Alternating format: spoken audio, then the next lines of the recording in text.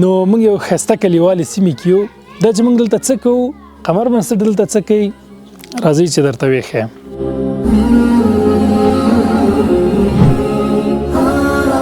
دوستانو موږ په یوې کلیوالې سیمې کې یو او ډېره ښایسته فضا ده. مرغانو غږ به مو اورېدلی، شاته ښایسته خټین کورونه هم ګورئ، ډېره ښه فضا ده.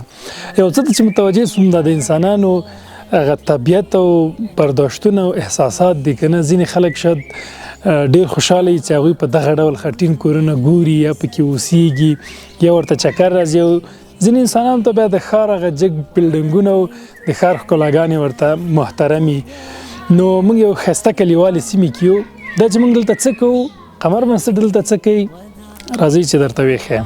موږ دلته دغه ښکلی کور د یوې کونډې خور لپاره او د یتیمانو لپاره جوړ کړی دی تر څو وکولی شي دوی دلته آرامه، خوشحاله او راحته ژوند ولري. او دا زموږ او ستاسو ټولو مسؤلیت او مکلفیت دی چې د دغه ډول هیوادوالو وګړو لاسنیوی وکړو.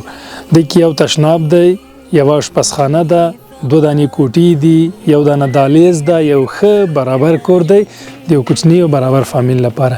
نو انشاءالله تر څو چې د دوی دا اولادونه رالویږي، دوی په کار کیږي یا دوی خپل آینده جوړوي، تر څو په دغه کور کې اوسیږي او ژوند کې. له تاسو ټولو دوستانو ډیره مننه چې تل د قمر بنسټ سره اوسېدلې. قمر بنسټ ته خپلې مرستې رالیږلې دي.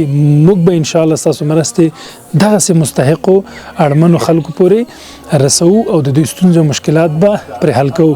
الله تعالی دې موږ تاسو ټولو دوستانو ته ډېر زیات اجر ورکړي. او بیا هم وایم چې ډیره مننه چې تاسو له قمر سره یاست. تاسو سره لینکونه پر سکرین ښکاري. د یادونې وړ ده چې د ژمني کمپاینونه هم زموږ شروع شوي دي، ژمني مرستې شروع شوي دي په مختلفو ولایتونو کې به ترسره کیږي. په دې برخه کې هم تاسو له موږ سره یو ځای کېدلی سي او په ګډه بالاخره دا سفر او کاروان مخکې وړو. لینکونه درته په سکرین او ډسکرپشن کې ښکاري. جزاک الله خیر. السلام علیکم ورحمة الله.